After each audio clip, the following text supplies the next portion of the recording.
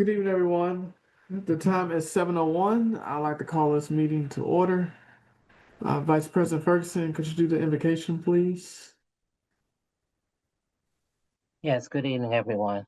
O Lord, how excellent is thy name in all the earth. And we thank you and we give you glory and honor. And we thank you for keeping us safe yet another day. And Father God, we just ask that you would bless us tonight in our meeting, Father God, and that we invite your presence here. And we ask that you would grace us with your wisdom and wise counsel. Father God, that your peace will be among us. Bless the citizens of Glenarden, all who's affiliated with us, the staff. In Jesus' name we pray. Amen. Amen. Amen. And in the absence of the council clerk, I'll do the roll call. Councilwoman Cross, Here. Councilman Hairston, Here. Councilman Herring, Here. Councilwoman Jones, Good evening, everyone. I'm here. Councilman Williams, Here. Mayor Pro Tem Ferguson, Here. and Mayor Curtis is here. We have a quorum. Is there a motion to adopt the agenda? So moved. Okay, is there a second? Second, any discussion? One item to add to the topic of discussion, and that is the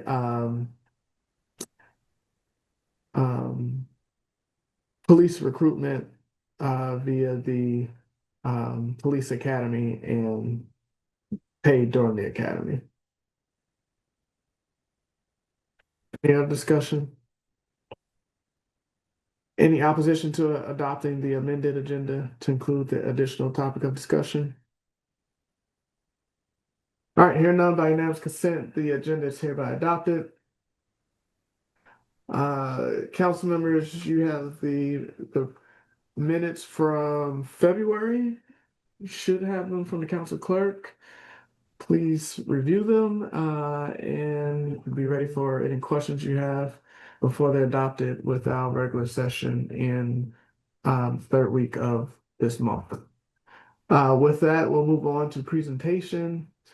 And the first presentation we have tonight is the presentation by Mr. William Seymour of S&B Company, who will discuss the FY25 audit.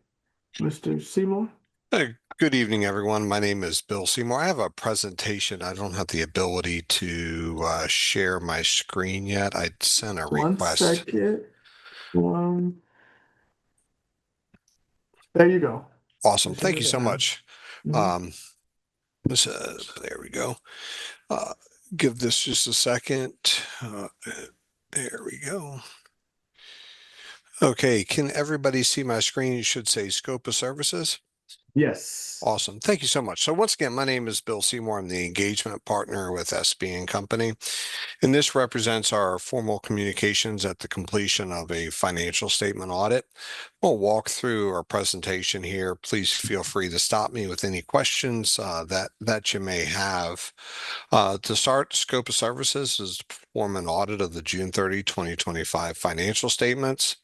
As well as the city had spent more than $750,000 in federal funds. So there was limited uniform guidance reporting that occurred under the requirements under uniform guidance as well as ARPA.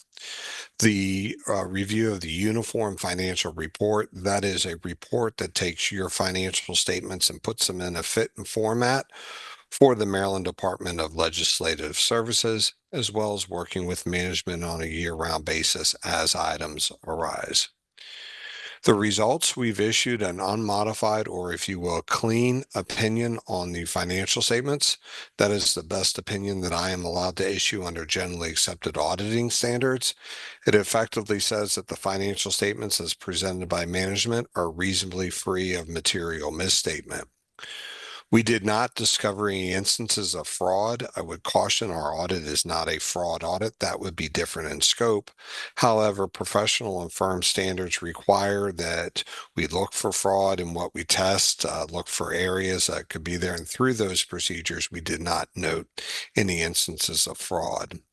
We did issue a material weakness in internal controls over financial reporting, really as a result of material audit adjustments that were needed to put the financial statements in line with generally accepted accounting principles to be there. I've provided those adjustments to Mr. Stewart and has made those adjustments.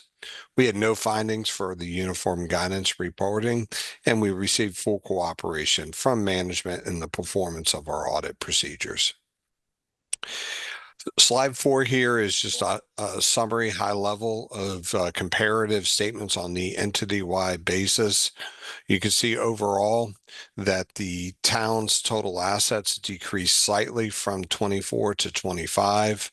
The town's most significant asset is cash and investments.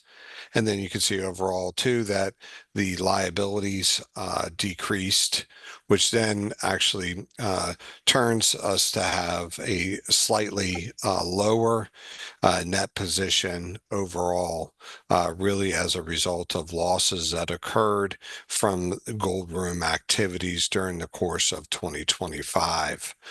There were no other than the entries, once we got the information, there were no difficulties or items from an audit perspective that I would want to bring to your attention. This slide here is the summary of the results, changes in net position. You can kind of see year over year. You'll notice in 2024, we had a significant decrease. That was a result of spending revenue replacement money. We had recognized that revenue in a previous period. So it was just the spending of those dollars that occurred. Conversely, kind of the more normalization of activities in 2025 for governmental activities, and then the expenses over revenue for the gold room that occurred during the course of fiscal year 25. Once again, no items within these numbers that we would want to particularly highlight or error items that were problematic in the numbers. This slide is a pictorial of our audit approach. The idea here is that we spend time assessing where the risk of material misstatement is, looking at how management has designed and operated internal controls, performance of various analytical procedures, substantive procedures, as well as other audit standard required items. The entire process is designed for us to obtain sufficient audit evidence to be able to issue that unmodified opinion. We look at controls consideration at 2 levels. One is the control environment following the COSO model of internal controls. That is the 5 interrelated components of the environment: risk assessment, specific control activities, monitoring, and information and communication. And through these areas, we have no items to report to you. Diving into the key processes and the underlying functions, you can see where we did work, a combination of control test work as well as substantive procedures. I did note the material weakness related to the entries that needed to be recorded effectively. What that means is the trial balance as it was kept, the books as they were kept during the course of the year, there were adjustments that needed to be made to bring them in line. To be there. Once again, I have a slide that will show some of that. Most of it had to do with inner fund transactions, if you will. We grossed down the asset and liabilities. We noted that was stale items that were in there. Once again, we did not note any items that we thought that were fraudulent or through that process. However, as I mentioned, if you would have had removed the auditor from the process and just ran the numbers, they would have been materially different from what we presented. So we looked treasury, estimation, financial reporting, expenditures, payroll, revenue, as well as fixed assets. Did note that we did limited IT procedures as part of the audit, and that should not be used as a determination of IT effectiveness. IT intrusions, ransomware can happen at any time, and the city should continue to invest in IT security training and related processes.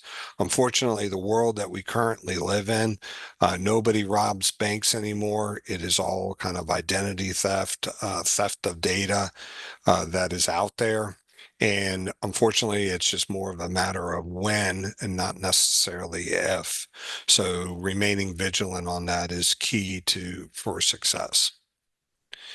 Our specific required communications, I'll summarize these. This is our responsibility to chat with you kind of underneath the hood of the audit. As I mentioned, we've issued an unmodified or clean opinion on the statements. Had we had problems with the accounting principles application of those, we would bring those to your attention. We did not have those issues. All proposed adjustments were recorded by management. As I mentioned earlier, we identified no instances of fraud or illegal acts.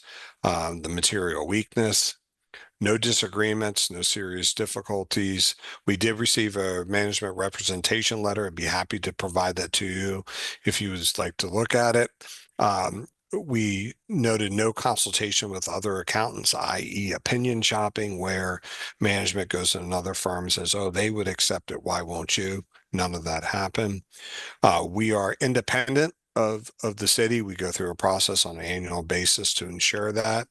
However, as part of our audit, we did provide certain non-attest services, assisting with the drafting of the financial statements as well as the required uniform guidance reporting, which was held for records by management.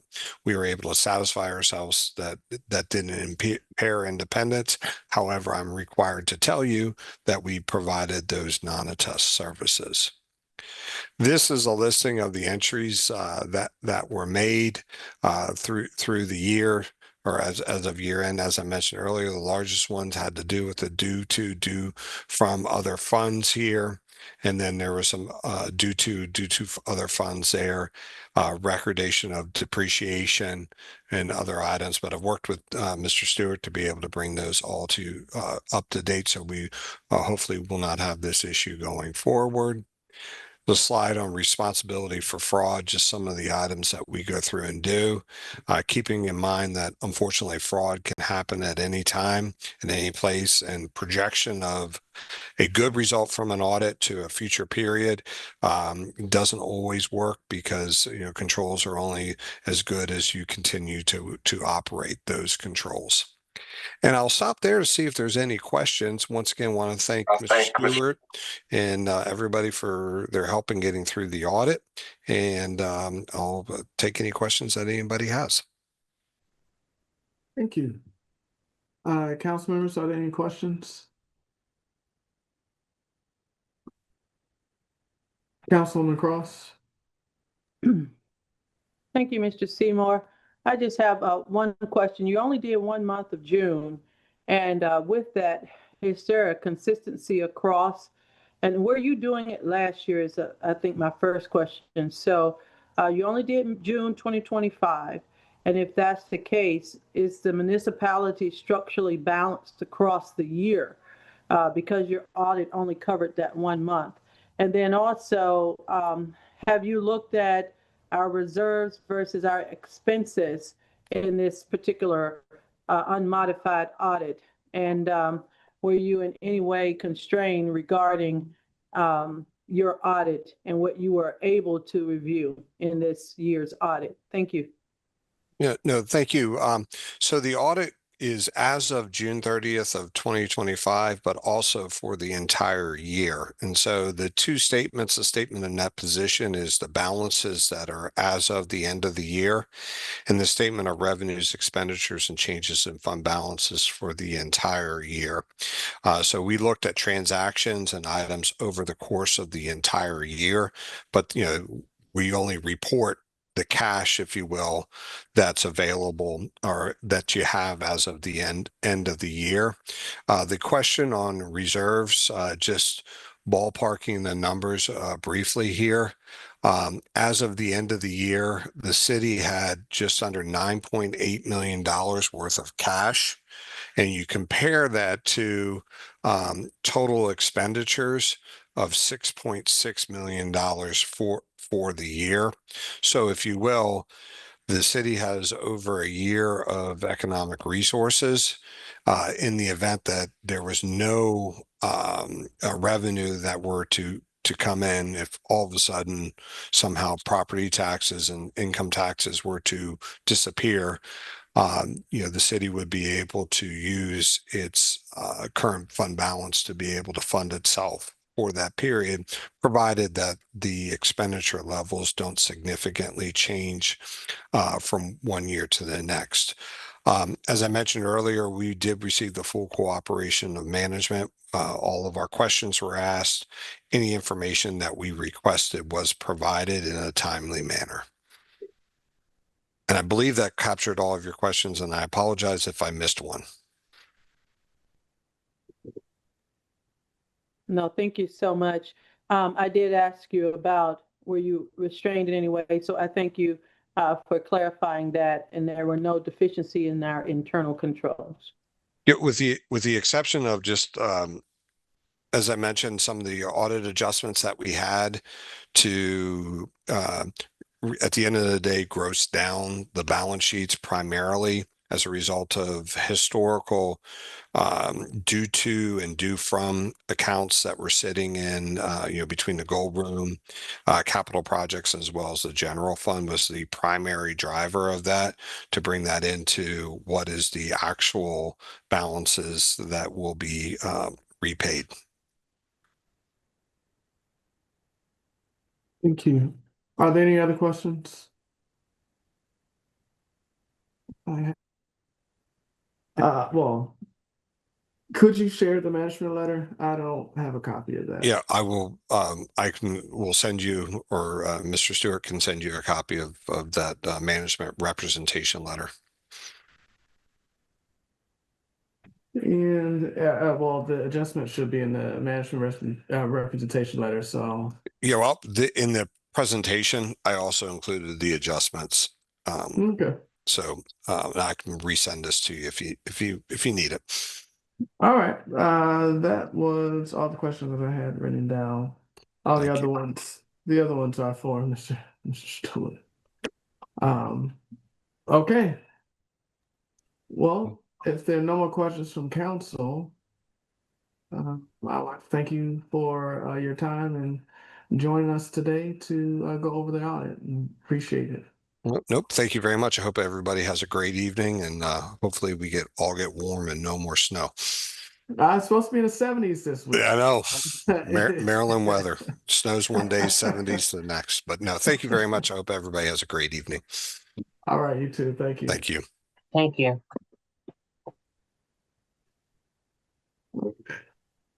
Up is a presentation, brief overview by Ms. Monet Ward regarding the city's new website.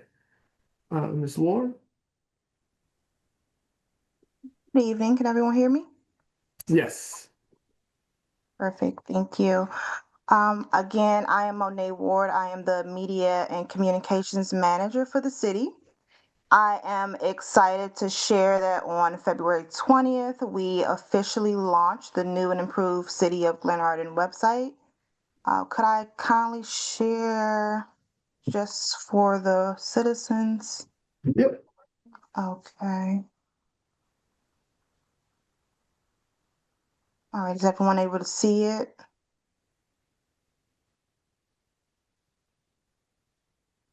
Can everyone see the site? Yes. Okay, perfect. We moved to a community-focused design that is faster and much more user-friendly. Whether you need to report an issue, check the trash schedule, or view city council agendas, everything is now just a click away, even from your mobile device. Beyond just the information, this site is about connection. It is fully mobile responsive and features an integration translation tool over 70 languages, ensuring that every member of our diverse community stays informed and engaged no matter what device they use or what language they speak. So I just encourage each of you to visit us at www.cityofglenarden.org. It's built to serve you. So if you have any questions as you explore, please reach out to us at the City Hall. We would love to hear your feedback. Thank you. Okay. Any questions currently? All right, I don't see any hands. So Ms. Ward, you can stop sharing. Okay. Thank you. To the next item. Next item on the agenda is legislation. So we have a resolution to authorize NZI Construction Incorporation to install 4 additional speed humps on Glenarden Parkway in Ward 2. Are there any questions as relates to this resolution? Councilwoman Jones. Thank you, Mayor Curtis. My question is to the, I guess, city manager.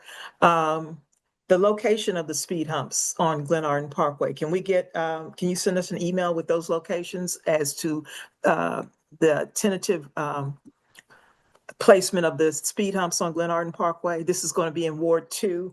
I think it indicates on that legislation, but I'd like to know exactly where you all have determined that the speed humps were going. Thank you. Yes, Mr. Wood. Absolutely, Councilwoman Jones.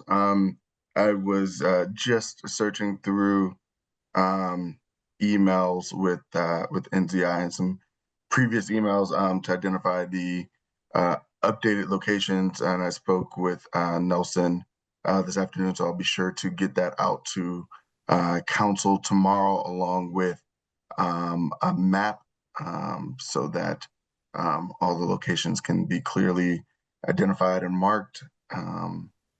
So yes, so sorry for not getting that to you sooner. Thank you. Absolutely.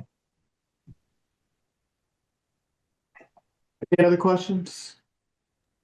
Mayor. Councilman Harry? I just want to be Councilman sure that we do get that prior to them putting them down, not after. I mean, I just want to make sure we know where these speed bumps are going so that we can at least have some input into it if it's in a location where we don't think it's, appropriate. I just want to make sure we get that information before NZI gets started. Yes, Councilman, absolutely. I will get that out to council tomorrow. And speaking with Nelson earlier today, we still have a good runway before anything is officially started, and we'll also be consulting with PD and neighbors just to make sure, since it is expected that these are permanent speed bumps, since this is an area where buses and school buses and trash trucks do traverse. So absolutely get that to you ASAP. All right, thank you. Thank you. Councilman Cross. Yeah, thank you so much for asking that question, Councilman Herring. I just want to acknowledge that, of course, we've got 4 collective right there on Woodmore Town Center exit of Glenarden Parkway, and it's kind of like going through a roller coaster, the boom, the boom, the boom, boom. And I've had several police officers even comment on the thought process behind why, within, just short feet of each other, you have 3 humps right there leading into Woodmore Town Center.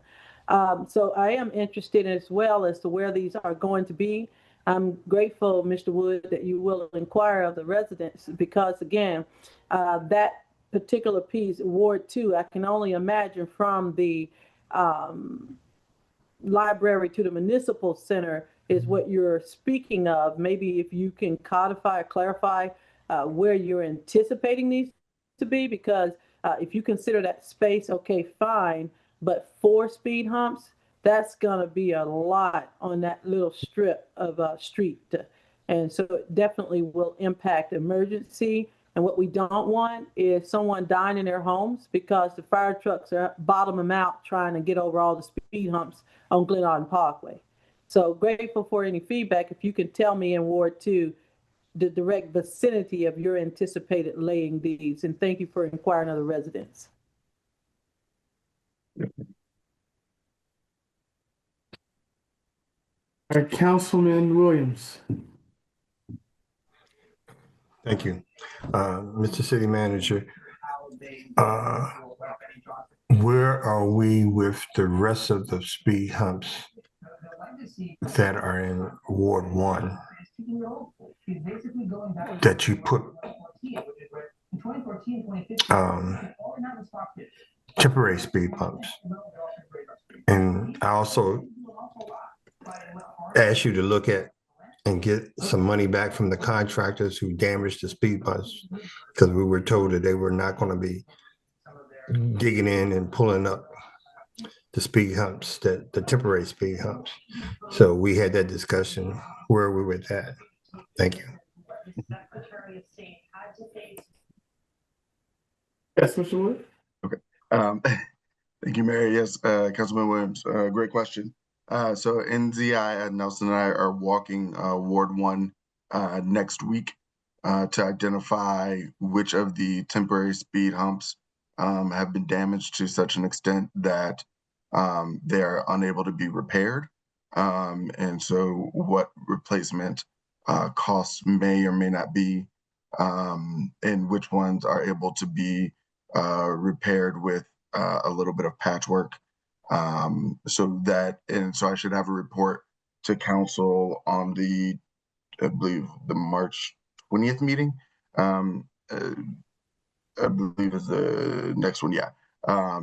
So I should have a report on those. And with regards to liquidation, yes, we will be able to recoup at least $5,000 based on the structure of the contract, because they were supposed to get out and shovel around the temporary speed humps.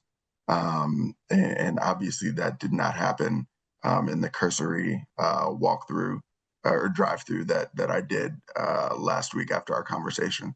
So we will be able to get that back, and we'll get that off of the next invoice that we should be receiving from them. I believe it should be, we're in March, yeah, so it should be this month. You didn't answer as far as putting permanent. Oh, sorry. Yes, Councilman Williams. So when we do the walkthrough next week and identify which ones have been damaged, as part of that report will also be recommendations for which ones might be best to be permanent. And that will also be based off of the traffic, because a number of those also have school buses regularly and city buses regularly traversing them. So that will also be a part of that report out. Sorry. Thank you. Absolutely. Thank you. Mayor Pro Tem Ferguson. Yes, thank you, Mayor. For clarity, the speed bumps in Ward 1 on Glenarden Parkway, are they the ones that are already there? Or are you thinking about putting more in there, on there? So we would be reviewing the speed bumps that are currently there, because those are temporary in Ward 1 on Glenarden Parkway, and identifying which ones of those have been damaged beyond repair and would need to be reinstalled. And also that would be probably a prime area where I would imagine the recommendation would come back for permanent speed humps. So it's more of a replacement than adding. Correct. Yes. I'm sorry. We're not walking that area looking to add any additional speed humps. It's to assess the current state of the temporary speed humps and to identify if any of those that are currently temporary would be recommended to be turned into permanent speed humps. Okay. The other thing is I spoke to you earlier this week about some areas on Glenarden Parkway that are crumbling, Yes, just as they did at Hayes Street. yes. So I don't know whether you actually were able to go down further and see any other areas, but I guess how would that have to be done first before those bumps, the speed bumps be the permanent, depending on whether that whole area, because the Metro bus, it's more or less what I've seen from turning on right on Glenarden Parkway from Hayes, left Glenarden Parkway Hayes up to 704. But I mean, Yep. there is looks like Hayes Street, but it was crumbling. And of course, the school buses, the parental traffic, and the Metro buses up that way. So would that have to be done first? I won't be able to speak to the order, but that is part of also what we're going to be assessing while we're walking with Nelson. And just to provide greater context, there are a number of projects that were identified by council last year for NZI to do, and a number of them were completed, but some have not been completed. And so part of this effort is both to assess speed humps, to assess some of the state of the streets that were identified, specifically Glenarden Parkway, as you identified, Mayor Pro Tem Ferguson, and then ultimately to come back with a comprehensive assessment of, I guess, kind of the next iteration of repairs streetwise that might need to be made, and to determine whether or not there's enough remaining on the contract as is, if we want to reallocate certain dollars based on what projects have not been completed, or if we would like to modify and add additional funding to complete some of these other projects. Currently, we have about, not including the Glenarden speed humps that are being proposed, about $90,000 of unencumbered money that is available. But I would say, and I think you and I spoke about this, I don't know that that would be enough to do a mill and overlay, depending on the distance of some of those streets. So if it's patchwork that might be a little bit more cost effective, that's what we'll look at. But yeah, we're going to spend several hours over in Ward 1 next week, kind of looking at all of those pieces and parts. Thank you, Mr. Wood. Thank you, Mayor. Thank you. Councilwoman Cross? Thank you. I had asked the question about on Glenarden Parkway, Ward 2, where specifically you're looking for these speed bumps to be. Are you just sectioning them from the library to the municipal center? Because again, I'm just looking at from the end of Ward 2 into Ward 3, Woodmore Town Center excluded. There's 4 for that larger space. Yes. Okay, so I'm just trying to understand what you're looking at. Oh, sorry, I apologize. I did not mean to not answer that question. Yes, that is the stretch that we are looking at from the library, right, that bright seat, all the way down to MLK, is the stretch of road that we're looking at for those speed bumps. So yes. Have you inquired of public safety? Like, honestly, because that leads into a state highway as well, MD 704, and then of course Bright Seat Road being, kind of county and state shared. Can you tell me if you've inquired of them? I'm just really worried about, because that's where a lot of our senior community is. And if they have to get emergency vehicles through there, what we don't want is anybody having any fatalities because there's so much on Glenarden Parkway. I appreciate the safety, but at what cost? Thank you. Absolutely. Great question. I do not believe we have engaged the county fire and ambulance. We are going to be having the chief kind of do a drive-by and walk by with us. I'm not aware if he was brought into this conversation earlier, but Nelson and I both agreed today that that's a pivotal piece in addition to engaging the residents and neighbors along that stretch as well. So there's definitely still some pieces to be hammered out, if you will, before this is all finalized, but definitely want to make sure that public safety is engaged and specifically definitely the ambulance and fire department, but also PD, simply because that's a main corridor for them as they're traversing in and out of City Hall. So that's going to be pivotal in making sure that they're comfortable with the locations and proximity in between speed humps.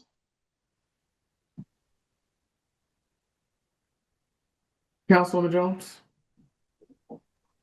Thank you, Mayor Curtis. Let me bring some clarity to the speed humps in the Woodmore Town Center. Mayor Curtis and myself and the previous city manager did a walkthrough of Woodmore Town Center, assessing where the speed hump should go.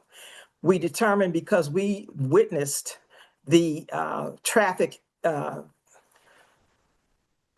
aggressive driving of citizens or persons coming through that part of Glenarden Parkway, and we determined probably those people were probably going to the shopping center, most of them, but the driving through there was just too aggressive to not address it and have speed humps in the way that they were placed.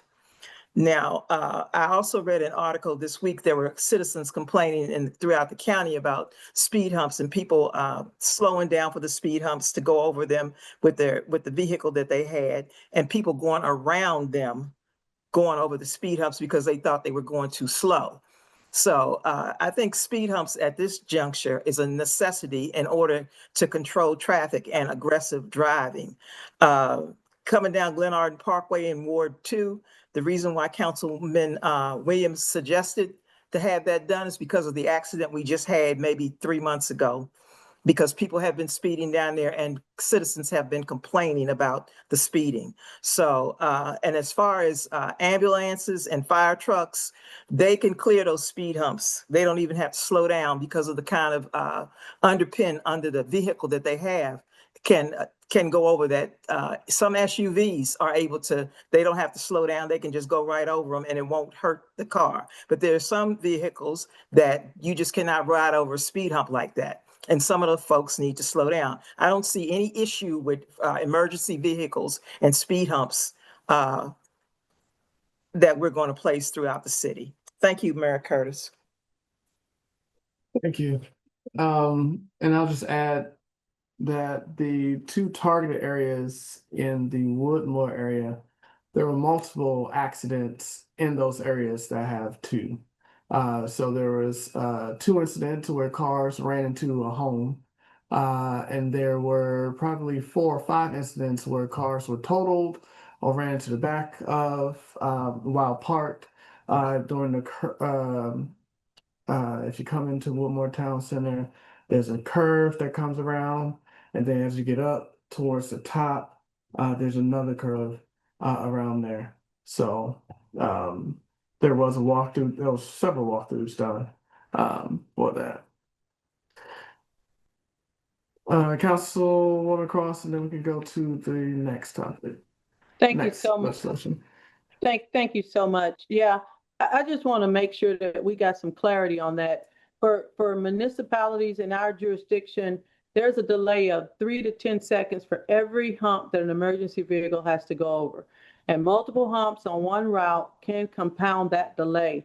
And so if there is a theft or if there's something really significant going on, just in the little section of Woodmore Town Center, you can equate that to literally almost about a 2-3 minute delay just to get to somebody. And if someone is having, seconds matter, is all I'm saying. So emergency vehicles carrying water tanks for fire support, anything for like sensitive medical equipment with ambulances, they are not going to clear a speed hump like a criminal will. So I just want to clarify that, because no one is going to damage this equipment.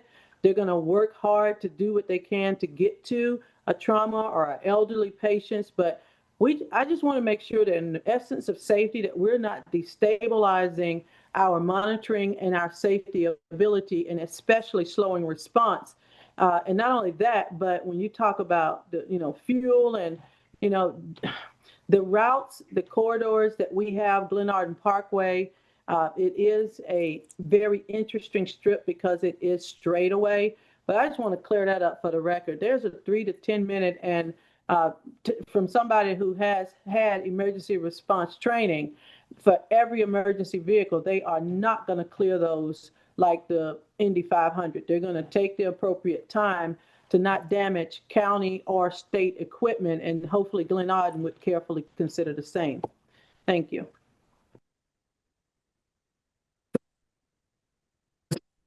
One piece that I personally witnessed is that there was a high-speed chase that somehow ended in front of my house, and what ended it was the speed humps. They caught the guy because he had to slow down for the speed humps, while the officers who were in their SUVs did not have to slow down as much.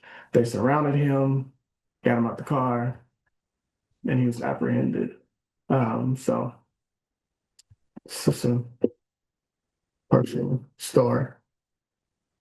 And our officers, Captain Jackson has ordered that our officers shouldn't be going over 35 miles per hour anyway, even in an emergency. So I don't know if Mr. Acting Chief Robinson has changed that, but that has been in effect for quite some time. Next is resolution to authorize professional services contract with the Charles P. Johnson and Associates for parcel evaluation and bundling analysis and citywide real property evaluation services. Are there any questions related to this resolution?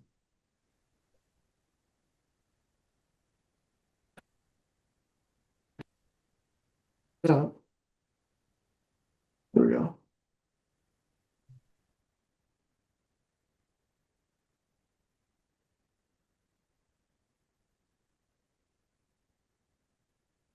Questions? I'm sorry. None?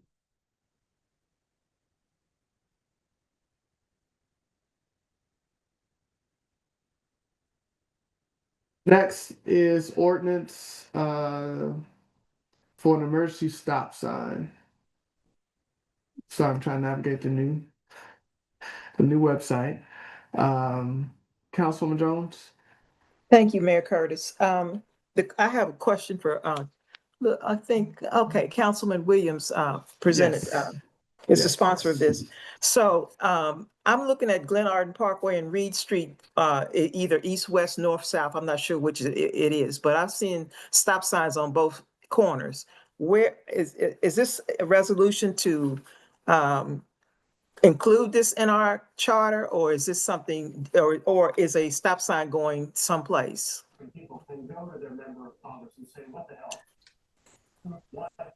Mayor, can I respond? Yes, Councilman Williams. Ms. Jones, about a request of 5 citizens up there, along with the speech, and we know who was the leader of the citizens, Mr. Phil, who came up to City Hall and warned us that there was going to be a major accident. And a month after, he warned us there was a major accident. Car flipped over and hit cars or whatever.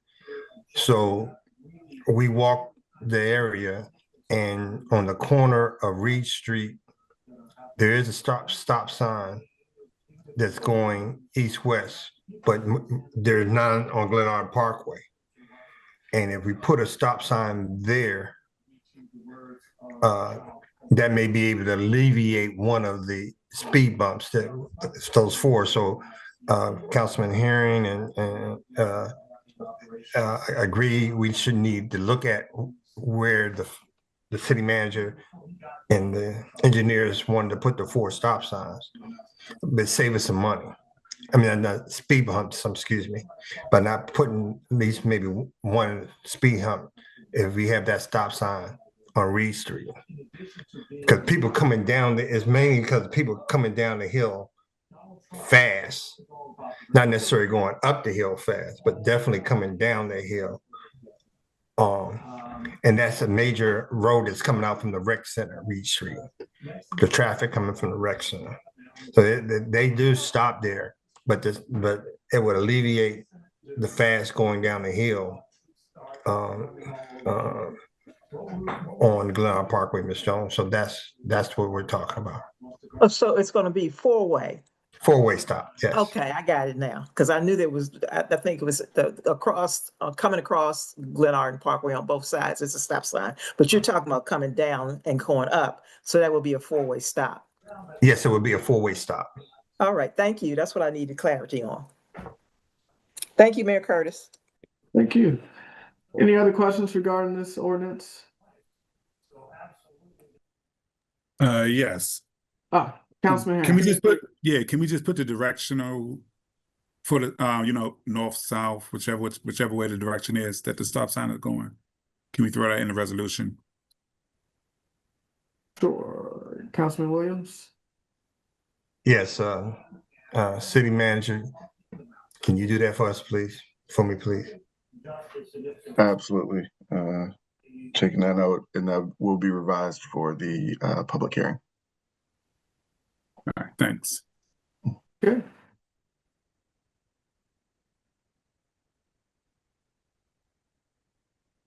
Next are city administrative reports. I know usually we have out any questions, we hold questions to the regular session, but if there are any questions now, certainly welcome them. Councilwoman Jones.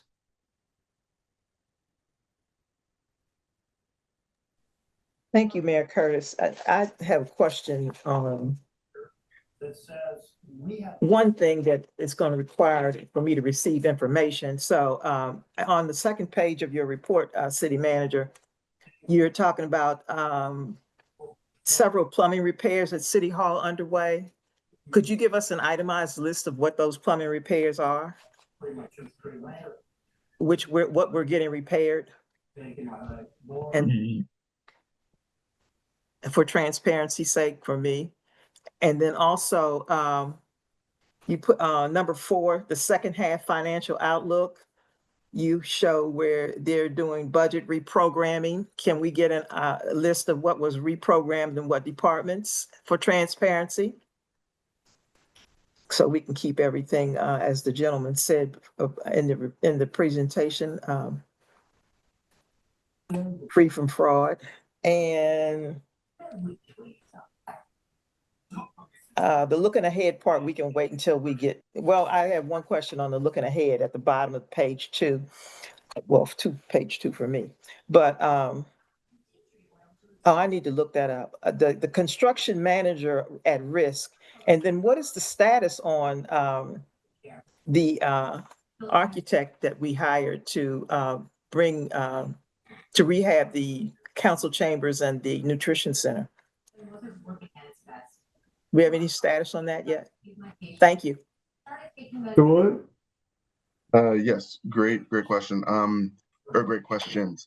Yes, I can absolutely get council an itemized list of the plumbing repairs and the reprogrammings that were done over the past month, and just for broad context, a number of the plumbing repairs stem from the restroom and public works. There's been an ongoing leak there that needed replacement of a couple of valves, identifying a leak that was above Miss Cheek's office and the police department. There was a ongoing faucet leak in the kitchen right off the gold room, so a sink was replaced and the subsequent plumbing associated with that. And the women's washroom right outside the administrative offices off the gold room had a toilet that was in disrepair, and same on the men's side. I think they were sharing a plumbing system. And there are a few more, but I will absolutely get that itemized and sent to council, as well as the reprogrammings for each department.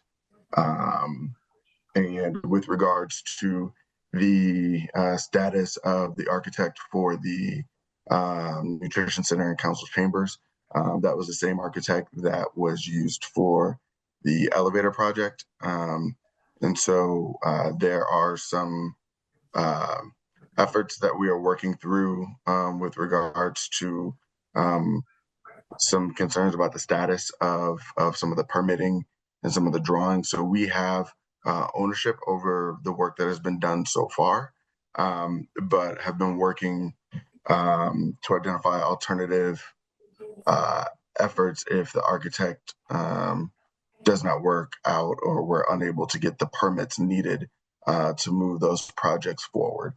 So there have been some concerns identified. I have another meeting with that architect. We're supposed to hear back from them tomorrow on a number of questions that have been posed. But if it leans in a direction that does not work for the city, we have a couple of alternative options that I would like to brief council on in executive session, since they are contract matters that might allow us to move forward. So yeah, I'll say that without saying too much, I guess. Thank you. Absolutely. Thank you, Councilwoman Jones. Councilman Williams? Two questions, Mr. Jones. One, let's go back to what you just articulated in reference to the council chambers and the architect. Quite frankly, we were lied to. So as of today, March 2nd, have plans been put in place for permits? Are they en route now, in progress now? What's the status? Mayor, can I answer? Okay. Yeah. Yes. To your question, no, they have not been submitted. What? Okay, we'll go deep offline that. That is ridiculous. Okay, question number two.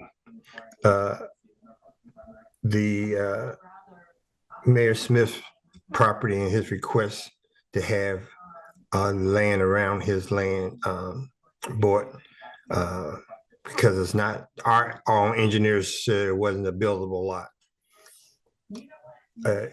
According to the document letter I saw. So is it administration will plan to bring it to the council to put that land for sale anytime soon? Mayor, if I may. Another great question.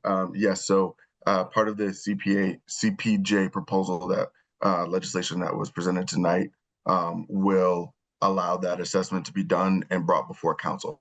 So this is that next step. Yes, sir. Okay. Wasn't that assessment supposed to have been done 4 or 5 months ago? We went to council, and when Mr. Smith was there and you was going, that was supposed to happen. That still hasn't been done. So what was proposed at the end of that was that all of the parcels across, or that an RFP go out for all of the parcels across the city. And then after meeting with the consultants that bid on that, and realizing the extraordinary costs that would be associated, we thought a better route was to take parcels that had some economic value and get those particularly assessed. And so that's what this is doing. Yes, sir. All right, we'll have another off the record conversation. And you know, yes, we're sir. going to have another off the record conversation. Okay, thank you. Yes, sir. Thank you. Any other questions as relates to Councilwoman Cross? I'm sorry, I'm following Councilman Williams's line of questioning. There was a request that all parcels of land be evaluated. because one of the bigger concerns, City Manager Wood, this may have happened before you came, but I know you came in on Glenarden Parkway with two houses being built on a smaller sliver of land, which is why it was, it was bigger than the Smith property. It was about all of these little parcels of land across the city so that we can figure out, as far as a municipality, what is usable space, what is an unusable space, and what we can do with those various parcels. So the idea was that you would do a whole city evaluation. So not just the most equitable ones, but the whole city, so we can appreciate it. I mean, there's a big lot of land off of Glenarden Parkway in Ward 1. But that's one of the smaller parts of our concern, is that these little parts of land now have a county bill that allows little houses to be built. And there's a little house bill coming down from the governor that's going to allow even smaller houses to be built if we don't get in front of what we understand what this city looks like. So it's bigger than just economics. And I just want to put that down for record. It was requested of the city manager previous, I say previous because I think it may be two city managers, your senior, to do this. And that's the key. So please don't look at it as economic, but look at it as a matter of accountability for municipality lands. Okay? Thank you. Councilman Herring, did you have a comment? Yeah, I do. This is on the police department's report while we are talking about reports. I see in here it says we have officially hired one new officer who is scheduled to begin duty on March 2nd. In addition, we have 3 recruits who are currently in background investigations, investigation phase, provided they successfully pass their background checks. They are expected to begin the police academy on April 20th. Now, I know we said we wanted to do this, but we have no documentation or anything that I've seen authorizing or any documentation spelling out the program, how it's going to work, how it's going to how we will get paid back, I mean, there's no outline on its program at all. I haven't seen it. And I think we need to discuss that before we move forward, sending anybody to anything. I mean, it's a lot of a lot of legal things that have to be addressed, if they don't do it, if they don't serve the city for so many years, they got to pay back a certain amount of money, the prorated amount that they have to pay back, all of that, and an agreement that they need to sign. They need to sign with us. I mean, it's just a lot going. I mean, a lot that I don't know about the program, and it seems like they're moving full steam ahead with this, and the council hasn't even reviewed it or reviewed the program in its entirety to see if we even are agreeable to what's being offered. We don't even know what's being offered to these cadets who will do this. And I thought when they join the academy, don't the academy do background checks? Why are we doing background checks prior to? Mr. Wood or Acting Chief Robinson? Yeah, this is Acting Chief Robinson. I can answer those questions. Mr. Herring, you're absolutely right about what you said. All of this is contingent on after they present you with the council with all of the plans. That's all contingent on them being hired and them starting the academy on April 20th. I just put that in there to let everyone know that the next academy is April 20th. So if these guys are going to go to the academy, if you guys, approve the plan once they go over with you tonight in a closed meeting, then we can go for it. So I'm just giving you guys all that information. And as far as the backgrounds, yes, the police academies, they do a very light background. We need to do a more intensive background, because there have been people that have gotten background checks through the academy, and they go through the academy, and then when they get out, when they graduate from the academy, they're unable to get a job because of their background, because the background that the academy provided. So I hope I answered your questions. Okay, thanks. So, I mean, do we have any? Let me ask the city manager. Do we have a document that's been drawn up already on the program? Yes. So I know we sent and apologize for the tardiness of the documents, a couple of documents were sent earlier this afternoon. That would be the discussion points for tonight's conversation around the academy program, or the cadet program, if you will, in addition to what payment options might be available. But yes, we did get legal sufficiency, if I remember correctly, and Karen can jump in if I'm inaccurate. But we did get legal sufficiency on a preliminary contract that the officers, any officer that we, or potential officer that we would want to send through the police academy would have to sign. And if I remember correctly, it required 3 years of service with the city. And if they were to leave the city before that, there would be a prorated requirement of repayment, and some other elements that did in fact protect the city. But I can definitely make sure.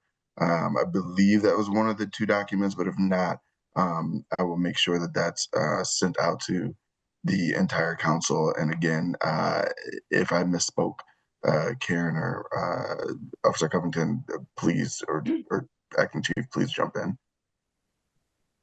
Yeah, I do see the 2 documents now in my email. So sorry, yeah, it came a little late, so I apologize for that. Is that all, Councilman Herring? Yes, I'm done. Thanks. Thank you. Councilwoman Cross. I think this question is relative to police academy as well.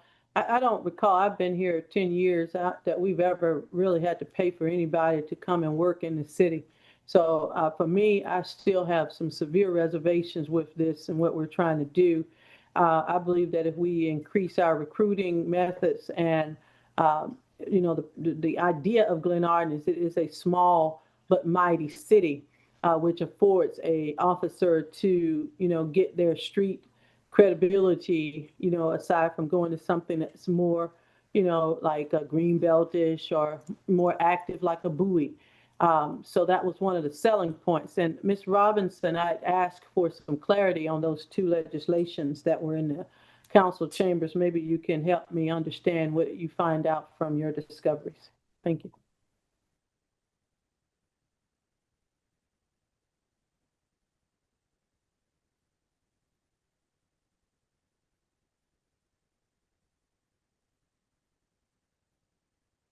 Other comments or administrative reports? Okay, we'll move on to topics of this discussion. First item is stop sign cameras. Councilman Herring? Yeah, I just wanted to get a overview on this stop sign camera program, because I'm not understanding this whole thing. It seems like we are let me see, I see this guy finished looking at it. I read the comments that the email that the treasurer sent us, and I'm not understanding. It seems like we are just like, I mean, it's like Avio gets almost 50% of the money that we earn. And I'm not understanding what are the particulars in this contract. I mean, that's a lot of money that's going outside the city. I don't even agree with the stop sign cameras, but if we're going to have them, at least let the money stay inside the city. So I mean, if Mr. Stewart can give us an overview, I mean, I know he sent out an email, but I'm just trying to figure out what it is, what does the contract require, what are we paying for? I mean, what are the fees? I mean, it's just a lot of money. I mean, in your email, he's saying, out of $566,000, the city got 305, and Avio got $261,000. That's a lot of money. And we still owe them some more, and they're supposed to be getting 348. But what is that? What are the particulars with this thing? It's just seeing like this is yeah, I just don't agree with it. I just think they're saying we collected $1.2 million, and I'm just trying to figure this out on how we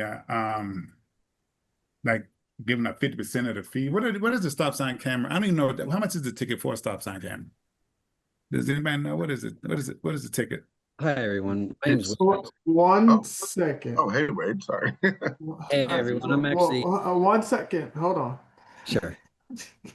Can't just be a person out in the council meeting. I see that you're from Avio, so thank you for joining. I did not know you were here. So I'm gonna revert back to Councilman Herring. So Mr. Herring, oh, I'm sorry, Councilman Herring. It looks like we have a representative from Avio here. Do you want to address your question to him, or would you like to address your question to Mr. Stewart? Well, right now I just want to know how much is a ticket. How much is a speed camera ticket? Okay, well, I'll defer to Mr. I'm gonna call you Mr. Avio, Mr. That's Wade sure. from Avio. What is the cost of the stop sign ticket? Sure. It's $40.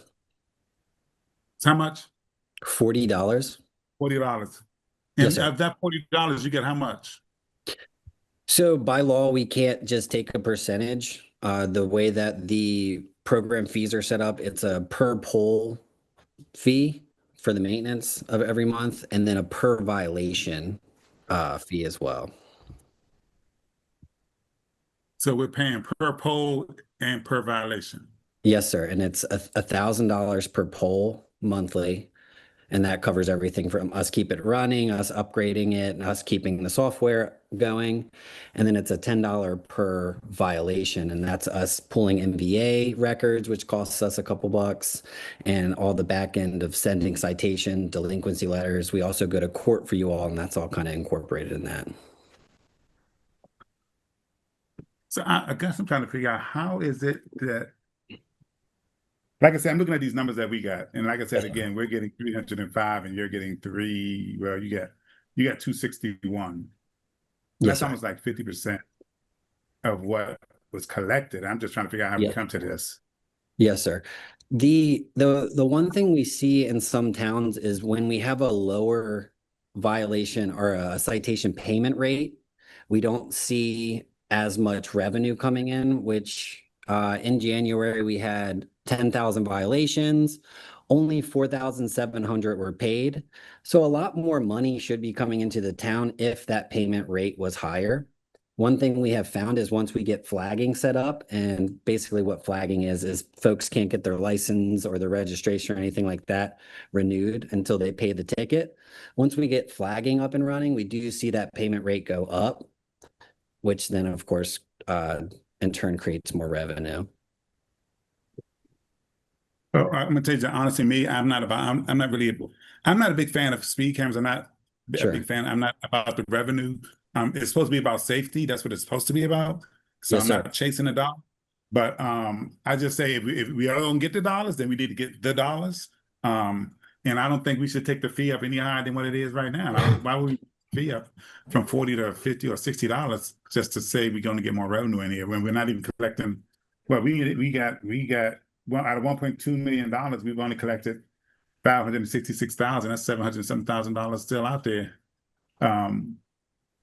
waiting, to be collected. 713,000 still waiting to be collected, which we probably won't get. Yeah, I'm just curious about how this money is being split if we're going to be collecting it, and how we're getting so little versus like I think Red Speed, I think it's like a cap at 35%. I think it is something like that. I'm not sure. Yes, sir. But it isn't it. The legislation for red light is a little different. They made the stop sign legislation much different, and that was one of the things they said. It couldn't just be a split. That is something we see once we are able to collect more of those fees with flagging. The towns ultimately see that money because once the program fees are paid, we don't take any more than that 1,000 per pole a month and per citation value. The rest goes to the town. So you would see more if we can we are working with MVA to get flagging. But like you said, we're not in it for the money. We're excited to see that, there's been a 70% reduction or more in Glenarden of stop sign running since the program started. So we agree that it's not about the money, but we do want to see more go to you. It's just a matter of people not paying, which is an interesting phenomenon. So, Mr. Stewart, is he on the line? Yes, sir. Hello, Mr. Stewart. yes, I'm here. So how are we handling this 713,000? Are we carrying it on our books as a receivable or no? No, we would not carry that as a receivable because we are government and we are doing cash basis. So we're only recognizing revenue when cash is received. But I am keeping a off the book report or monitoring the receivables as it stands right now. And what we're looking at is that we may have to turn to collectors to see how we could get this money in. I had an email discussion with Wade last week where he was saying that they do collections as well, but he's saying collections at this point is not a very effective way to recover these funds. And he's recommending too that because they're doing the flagging, that may be able to give us more money to come in from these receivable amounts, from these amounts that have not been paid up. So that's the direction we have been, looking at to see how we could recover these funds. So did we run that $713,000 past the auditors? No, remember, this is this year. It's not 2025. Okay, I know, but Right. yeah, but I'm just saying that this year we still should reach out to them and tell them and see if we need to handle it a certain way. We don't know. I mean, GAAP rules and regulations are always changing. You don't know. I think we need to run that past them and see how we handle that $713,000. Yes, sir. I'll have that discussion with him tomorrow, and I'll let you know how it goes. Okay. All right. Thanks. All right. Yes. All right. That's it for me. Thanks. Thank you, Councilman Herring. Councilman Williams. Thank you, Mayor. This is to the representative of those. I have a problem. This ain't nothing new to you all. So not having flagging in place when you come execute a contract, I have a problem. Why hasn't flagging been, because you know as well as I know, that's the tool that's used to collect the money. But Yes, sir. people can't pay their get their licensing. So I have a problem. You executing a contract, getting $1,000 a poll, and you know as well as I know, the main tool to collect the money is not in place. So my question is, why hasn't it been in place why wasn't that in place when you executed the contract? Sure. 1, 2, how long is it going to take for the flagging to be put in place? Sure. Great questions. So we need signatures from the police department once the contractor's signed. We send those over to MVA, which happened. I talk to MVA every single week and we can't figure out where it's falling through. I've had to resubmit electronically, which usually you do it through the mail. I've called, I'm talking and working with the division manager. We're not sure why it's not going from their developers to ours. It's something I work on a weekly basis and I am on top of. I can't figure out where the lapse is. So to answer your question, we usually do have it set up right away. I'm not sure why they're not. Like I said, I'm working on it. Oh, so you usually have it set up right away, but it comes to the city of Glenarden, it No, wasn't. sir. No, sir. It was actually since Glenarden on, we've had this mistake. So it's actually several towns. It's something that's on my radar every week. And unfortunately, I have not been able to figure out why we're not communicating through our developers, but it is something we're working on and we're hoping to get within the next 2 weeks figured out and up and running. I've submitted the paperwork 2 times now, both physically and electronically. I've had multiple calls and emails with their report line, and at this moment, they're saying it's in their developers' hands. All right, so let me just, if I was taking the lead in negotiating, I would say, y'all getting $1,000 a poll, whether we get money or not, right?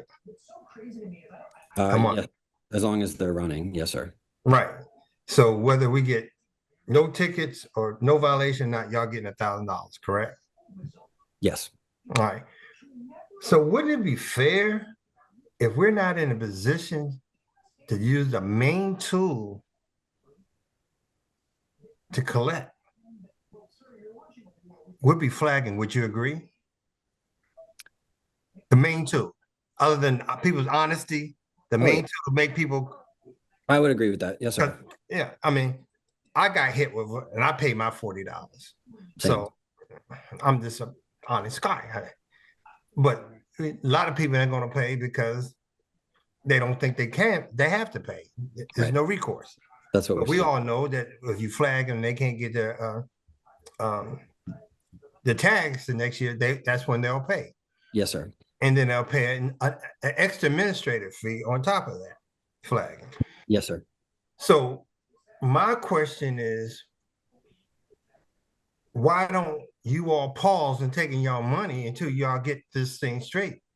Because we're coming out of money that we shouldn't have to be coming out, because we're not getting the revenue that we should be coming, because your tools that to collect it is not in place. Do that make sense what I'm saying? I understand what you're saying. I think but does it make sense? I want you say you understand. Does it make sense? It doesn't make sense in that the tools. It doesn't? So help me understand why it doesn't make sense. Sure, the tools are still running and we're still sending citations. We're still maintaining all the polls. It's just that we're not collecting the flagging revenue. So once the flagging is because the flagging revenues are not in place because you don't have a mechanism to flag them. Right. And those will come through once we get it up and running, and those will be collected. They're not going away, whereas the equipment's still running. We're still sending. Okay, but you're not understanding. And this is awful. I'm just saying. Okay. Well, I say it makes sense to me, and you say it doesn't make sense. It's okay for you to collect your money up front, regardless that the tools are not in place, but you want us to hold off and collect our money on the back end when you finally put the tools in place. And y'all don't have no skin in the game. Y'all can care. It's no rush for you to get, because y'all still collecting your money.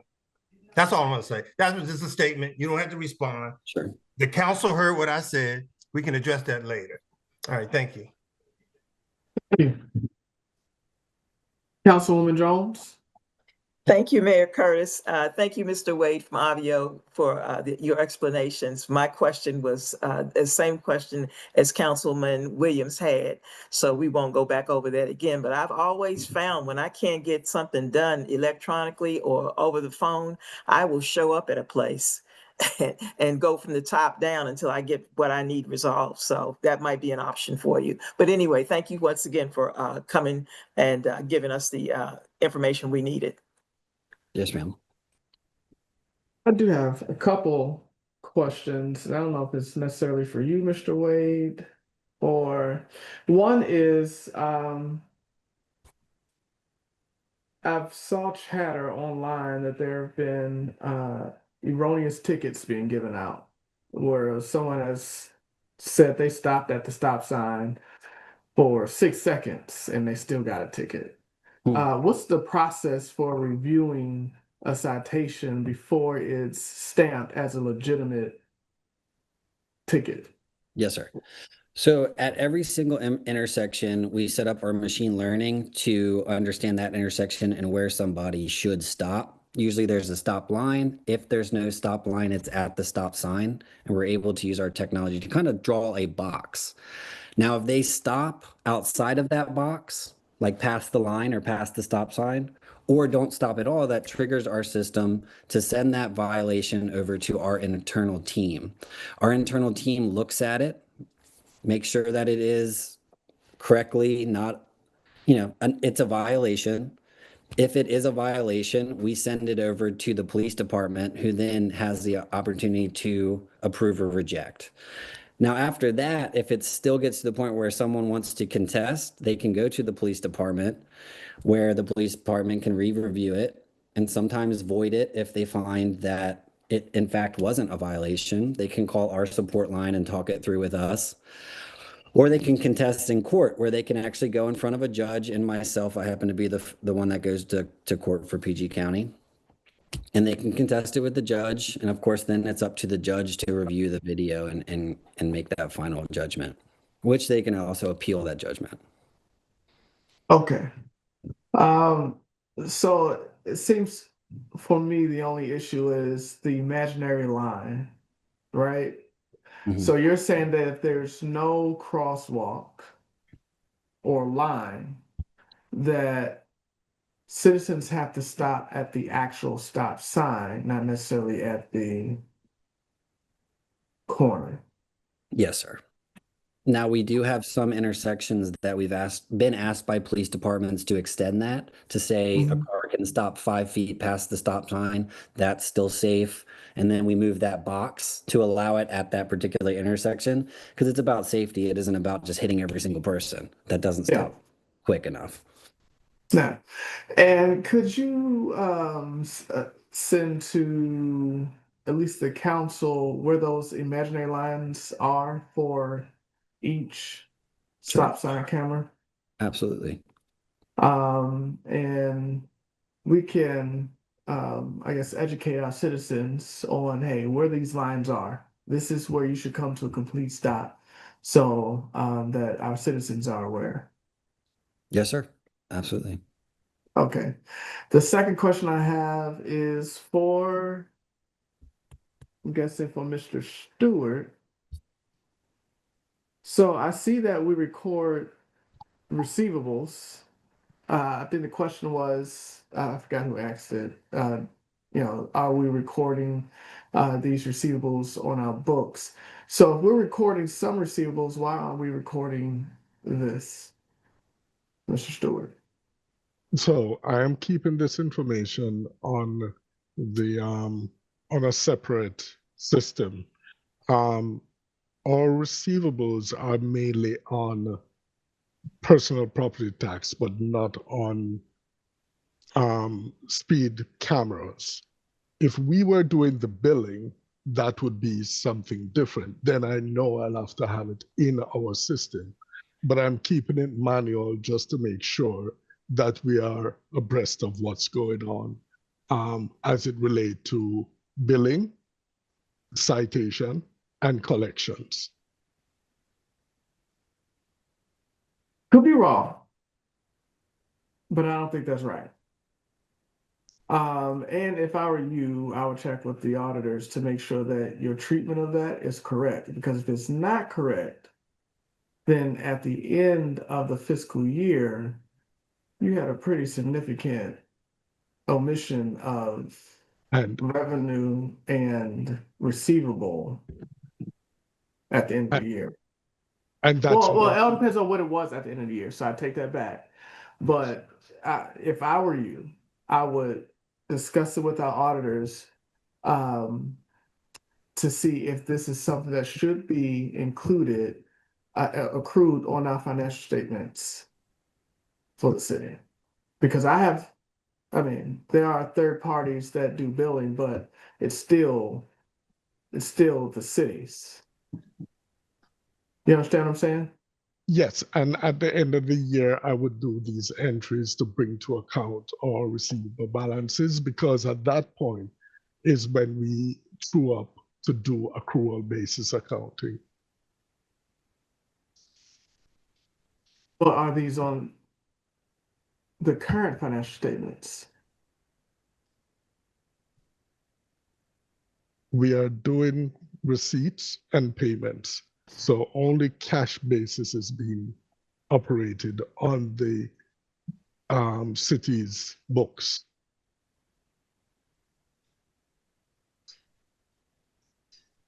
I'll talk to you offline. Okay, definitely. All right. Any other questions related to this topic? All right. Mr. Wade from Avio, thank you very much Thanks. for being with us, and we're looking forward to those maps of where the lines are. Yes, So we have sir. it for our citizens. I'll have them for you tomorrow. All right. The next topic of discussion related to something that Councilman Herron already brought up, which is the previously the council agreed to, and we've allocated in our budget for $15,000 to support candidates going to the academy. There have been some questions, as Councilman Herring stated, around, hey, what is the criteria that we're going to put around it? But there also have been questions from administration on whether we want to, once a candidate is vetted, and we agree that we're sending this candidate to the academy, whether we want to sign them on the payroll for the city of Glenarden. As I understand it, and Acting Chief Robinson, you correct me, if we do not, then we can pay for someone to go, and then since they're not assigned to a particular city, then somebody can just come in, swoop them, pay off their $5,000 that we paid and take them to their city. So it is whether we want to pay them, and if we do, are we going to pay them a stipend and then have an agreement where, once they finish and are fully on board, then they get the full salary of that position, or do we not want to pay them? So Acting Chief Robinson, I'll let you jump in here to see if I had that correct. You are absolutely correct in everything you just said. And I'll just ask you, what is the typical protocol as it relates to this situation? Are other candidates who are sponsored by other municipalities, are they getting paid? I'm gonna refer to Sergeant Covington. Sergeant Covington is on the line, and he is an instructor at the academy, and he can definitely answer that question. So, Sergeant Covington, if you're on the line, can you come on? Sergeant Covington? Yes, good evening, Council. Good evening. Yes, so the candidates or applicants that are in the academy, the recruits, they are getting paid through their respective agencies that are sponsoring them. What they're getting paid, that's completely up to that agency, but they are getting paid. So we wanted to bring this to the council so that we can, deliberate and hopefully provide some guidance to the administration. Councilman Herring. Yeah, so some are and some aren't. I know all municipalities are not paying these recruits. I mean, we've talked to every municipality, and they all are paying to send these candidates to school. I guess I don't agree with paying. Honestly, I believe if I was in college, you wouldn't pay me a salary to go to college. Also, I'm looking at the agreement. The agreement says if they leave or accept employment with another agency, they're responsible for paying all the remainder of the loan, and whether we pay them or not. They can still go to another agency that's going to pay them more money, and that agency will pay off the balance of their training. So, it isn't like it's going to stop them from moving to another agency that's paying more money. It's spelled out in the contract here that they have to sign that, they can leave if they want to. They're not obligated to stay here, but they just have to pay back a certain amount of money based on how long they've served with the city. And if another agency is going to pay for their schooling, we're not out any money. So, it is what it is. I just don't agree with, putting them on payroll. I think what we need to stop doing is stop thinking about it. We can't continue to keep on doling out money like we're doing. We need to look at that. We had a deficit last year. We don't know what's going to happen this year. And we're ready to start again putting people on payroll who may not even be here long enough but they'll collect the money.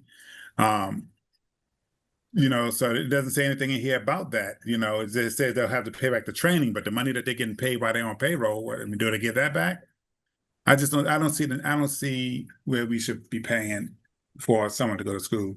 We're paying for the school, and then we got to put them on payroll, which also involves benefits and everything else. So that's more money that's going to hit our bottom line and hit our budget and hit our salary line. So that's my feelings on that. All right, thank you. Thank you, Councilman Harris. Any other comments?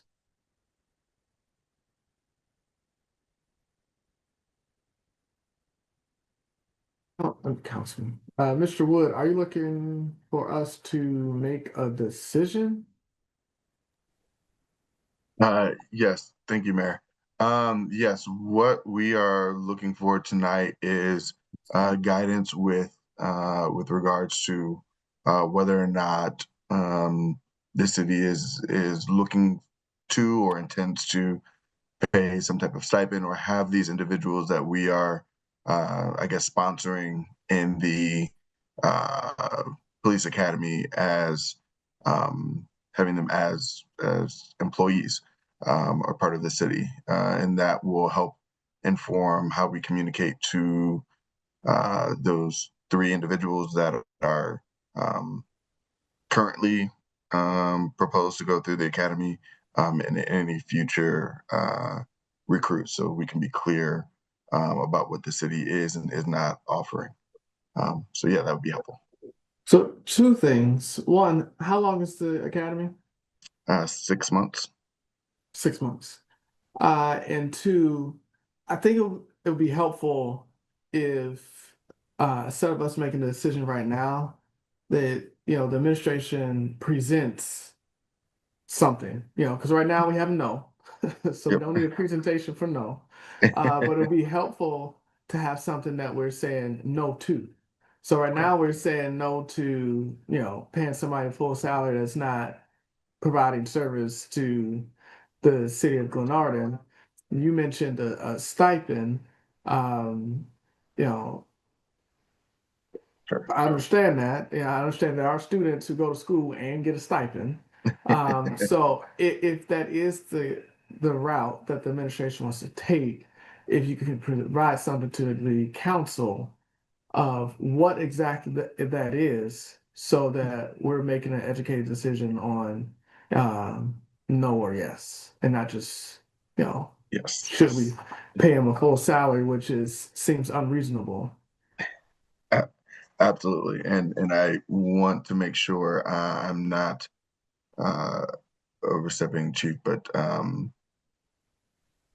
know that Sergeant Covington had some level of presentation for this evening, Oh, based on where we okay. are. All right. Well, let me go to Councilwoman Cross first, and then Sergeant Covington. If you have that presentation, that'll be great to see, so that we can have more information. Yep. Councilwoman Cross. Thank you so much. So I appreciate you all, and thank you, Sergeant Covington, for coming on. As I understand it, and correct me if I'm incorrect on this, we are sending not officers, candidates for officers, which means traditionally when someone reimburses for conditional service agreements, the agency has already hired this individual. And this individual is on payroll and is in fact, eligible for all of our benefits and, insurance and plans and things like that. So that someone is essentially going as a leave. So they're essentially encumbering a bullet that we have for the police officer staff. So the way that you're presenting it is we're sending a nobody to the police academy, paying for them to go through it, and hopes that they're going to consider coming to us and not go to Greenbelt or Bowie or Laurel or Upper Marlboro or Riverdale Park, where they do have a town police department. You see what I'm saying? So I'm gonna tell you, I'm not in favor of this at all. I believe in scholarships and incentive programs. I do believe that Maryland police officers, as well as probation agent scholarships, are there to cover related law enforcement training. So I believe that we can maybe help if these are employees of ours to use the grant system to try and get the Maryland police officers and probate agent scholarship for them, or they can apply themselves. But I'm just going to say, just for the record, I am not in favor of this because these are essentially folks straight off the street that we want to turn into police officers and hope one day that they'll come and serve the city of Glenarden. That is taxpayers' dollars. That is, in my opinion, a gross utilization of taxpayer dollars. It's different if we had a police officer and they failed firing range or something, and we need to send them back to training because they're already through the academy and they're hired and they are encumbering a billet, and we want to make them well to keep them. But I am not in favor of burning through taxpayer dollars. And at 15,000, 5,000, 1,000, it's a lot of money considering the fact that it's a hope, a wish, and a prayer that this municipality receives that asset. And there's nothing that we can give them legally to account that, yes, you will take those 3 years when you're finishing that academy. In fact, the idea is that we will be paying for possibly, someone's friends to get through the academy, and then they get to go off with a risk assessment on the city of Glenarden, because we cannot hold anybody accountable to a hope and a promise. Just for the record. Thank you. Councilwoman Jones. Thank you, Mayor Curtis. I think this was the same thing that one of the city managers had put in place for a person before. This is a recruitment tactic in order to recruit officers to come to our city. This is something that they do, that is being done in the state of Maryland, in different police departments, where they will go to the academy and recruit people to come, and then as the city manager Wood said, once they're finished in the academy, then they'll have to serve the city of Glenarden for maybe 3 to 5 years before, they can be free of the debt incurred. So, I mean, it's not like they're going to finish the academy and then walk away from the city, because the documents that they sign in order to do this require them to do the 3 to 5 years to the city in order to, once they get through the academy. Thank you, Mayor Curtis. Thank you. Sergeant Covington? Yes. Do So, you have a presentation? so no, I don't have an actual presentation. What I have were the documents that were provided, the police recruit training sponsorship agreement, and I was able to gonna answer any questions that you might have had in reference to that. If I could, just to touch on what Councilwoman Cross stated, where she's like, we're just bringing people off the street. That's honestly how recruiting is started. When I went through the academy in 2015, I came from working from Best Buy. So the police academy are normally people that don't have any police background or policing experience, and they're going through the academy. The police academy offers 3 slots for people that are unsponsored, only 3. So that would be the only people that we could choose upon completion of the academy. What I've been seeing as an instructor in the academy is that those 3 people don't even make it to the end of the academy without getting picked up. So when the academy class graduates, everyone in the class is sponsored, everyone is picked up. We have no one to pick up from the recruiting standpoint. Yeah, have a question? Yes. Councilman Cross. Thank you so much. Sergeant Covington, you're saying that these individuals are going to the academy, which means they have already made it in their heart that they're going to go to the academy. Or are you saying that these are individuals that the police of Glenarden decided, or the city manager decided, that they wanted to send to the academy? And I think that's in line with maybe where Councilman Herring's questions was what criteria did you use to weight the excellence of 3 people to send? And yeah, essentially, if they are not on a billet through HR, they are off the street people. That's exactly who they are.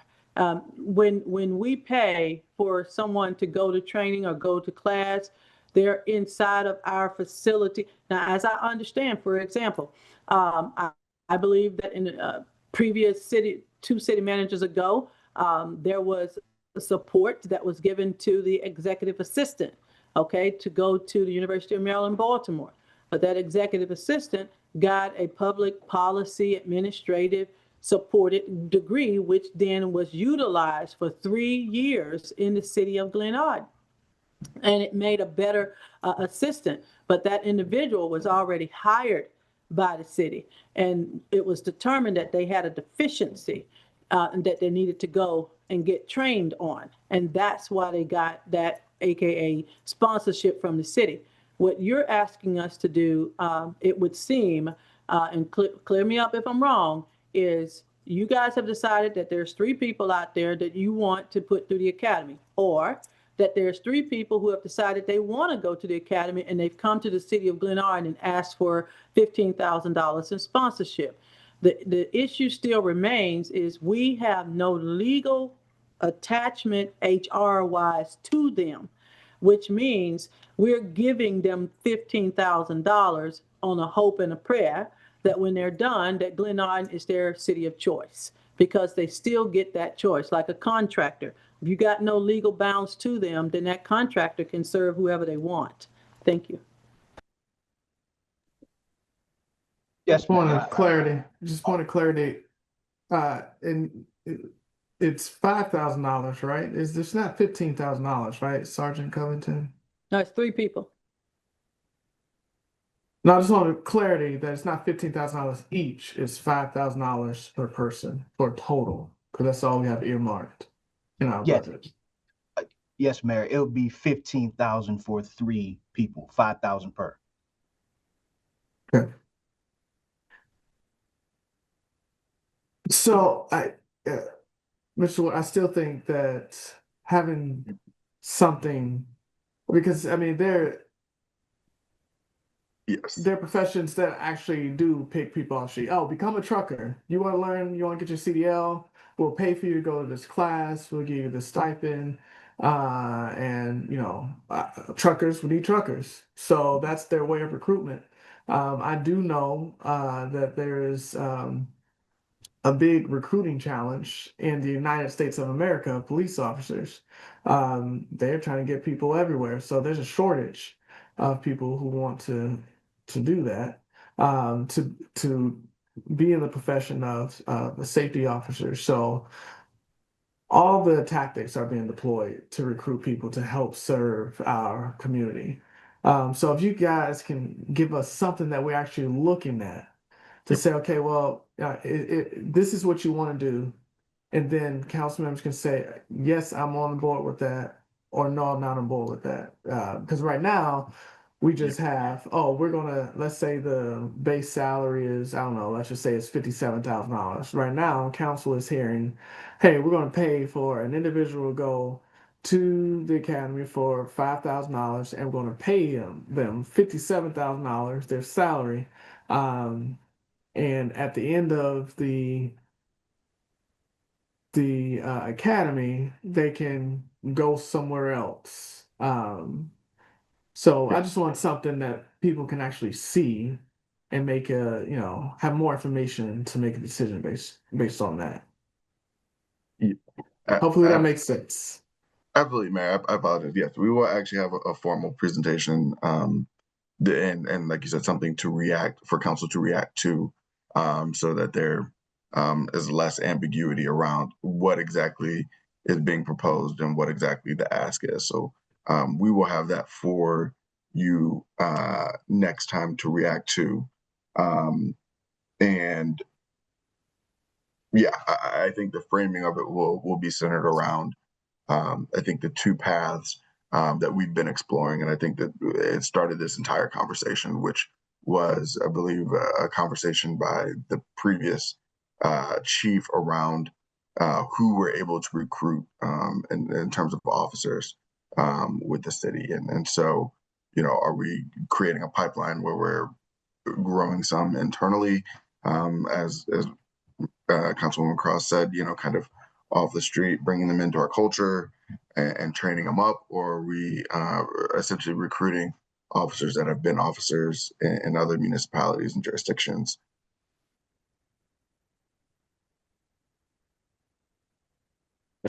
think am I Oh, frozen or? Oh, you were sorry. frozen. Sorry. Okay. So just for Yeah. clarity, and we can wrap this up, is when you say next time, We will propose or bring this back. I guess we'll coordinate with you, Mayor, around the next. I mean, because it's March, April is the Yeah, so the if council academy. would like So to if meet, you guys are ready by next week, or by the regular session, we'll or be ready by next week so you can present it, and then we can actually go back, yes, think about it, and make a decision at the regular session. That will be, helpful. we'll be ready. All right. Councilwoman Cross? Thank you. I did ask a point of clarity. Are these three individuals that you have selected officers of the city of Glenarden? Or are they non-officers of the city of Glenarden? And we're sending them to the academy. Non-officers. I'm saying no, no, ma'am. They're not officers. They're three people that are in our background. That if they pass our background, the polygraph, the psychological, they would have to go through a police academy in order to become a police officer. So they're just in the background phase. We haven't hired anybody. They're in the background phase. And they're not officers at all, anywhere. Yes, they have never been police officers prior. No. Okay. All right. We'll move on. Actually, that's it. We do have planned to go into closed session to discuss personnel meeting. Council reserves the right to go into closed session anytime during a public meeting. Pursuant to the Annotated Code of Maryland, State Government Article Section 10-508A, the council by majority vote may retire to executive or closed session at any time during the meeting. Should the council retire to executive or closed session, the chair will announce the reasons and report be issued at a future meeting disclosing the reasons for such closed session. Tonight, I am proposing that we go into closed session to discuss personnel. So I make a motion that we adjourn to closed session. Is there a second? So moved, second. Is there any discussion? Yes. Can I ask? I know it's on personnel. I'm not going to deep discussion on what it is, but is it dealing with what I'm department sorry. we're dealing with it? Thank you. That's a great question, Councilman Herring. Discuss personnel as it relates to the hiring of the chief of police. Okay. All right. Any discussion? Ms. Robertson, I see your hand. Do you have a discussion on this point? No, I didn't have a discussion on this point. I just wanted to go back a few minutes ago because Councilmember Cross asked me a question and I couldn't unmute myself to answer a question regarding the two ordinances that she asked me to look into. So I will be looking to them. I did not have a chance to look into them and I will look into them when I get back to the office on Thursday. That's all I wanted. Thank you.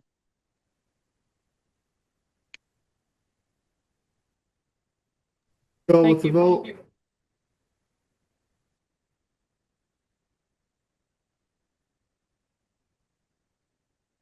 All right. If there's no discussion, we'll go to a vote. Councilwoman Cross, Yes. Councilman Hairston, Yes. Councilman Herring, Yes. Councilwoman Jones, Yes. Councilman Williams, Yes. Mayor Pro Tem Ferguson, Yes. and Mayor Curtis is a yes. Thank you. The time is 8:52. This meeting is now closed. We look forward to citizens joining our next meeting, which will be a public hearing on next Tuesday at 7 p.m. in the council chambers.